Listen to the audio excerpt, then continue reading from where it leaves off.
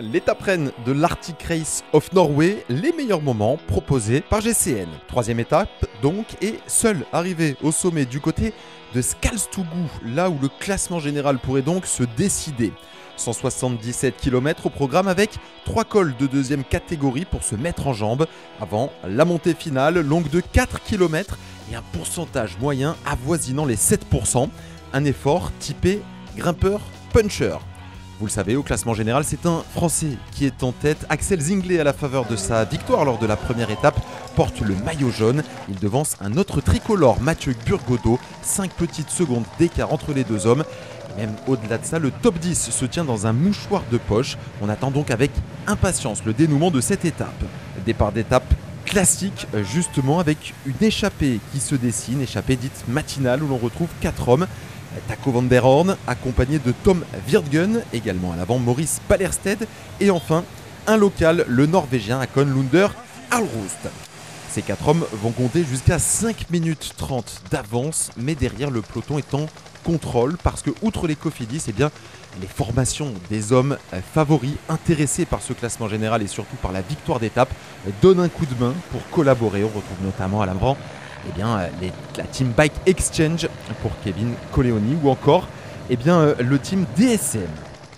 L'échappée qui poursuit son petit bonhomme de chemin, quand même 5 minutes 12 d'avance à 50 km de l'arrivée, d'autant que l'on s'entend bien, on se fait juste les sprints, mais vous le voyez, on se met derrière au niveau du peloton en ordre de marche et l'écart réduit sensiblement, 2 minutes 36 d'avance seulement, puis 1 minute à 14 km de l'arrivée, moment choisi par Taco van der Hoorn, la machine néerlandaise de Intermarché Wanty-Gobert, de se mettre en route. Seul Maurice Ballersted de Alpecin de Koning parvient à suivre la roue du coureur néerlandais.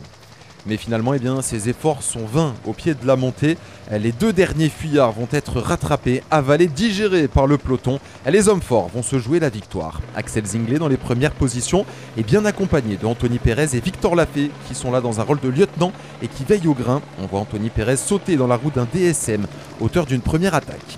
Puis finalement, à 2 km de l'arrivée, la meilleure défense, c'est l'attaque. Victor Lafay emporte le grimpeur français de la Cofidis, que l'on pensait dans un rôle de lieutenant, se mue finalement en attaquant et il prend tout de suite quelques longueurs d'avance. Une attaque tranchante, décisive même pour Victor Lafay, qui a créé un petit écart, une dizaine de secondes d'avance pour l'ancien vainqueur d'étape sur le Giro.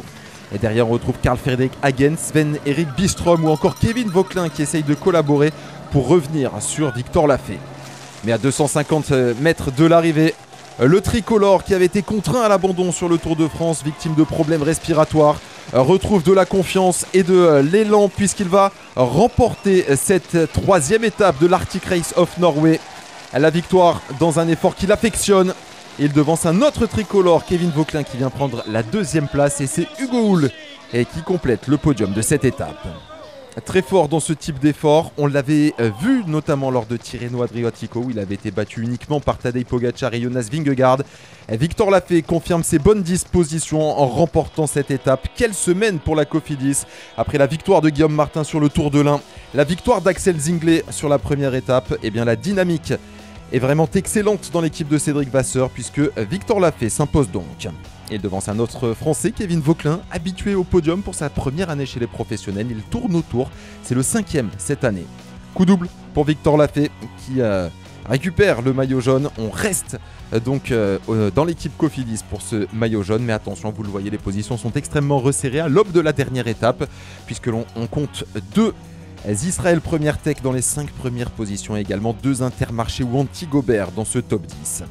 La dernière étape, donc justement, avec une course en circuit pour terminer. Autour de Trondheim, il va falloir gravir à 4 reprises une bosse de 1 km 400 à 7,7%. Est-ce que Victor Lafay aura le punch nécessaire pour conserver ce maillot jaune? Réponse demain sur GCN.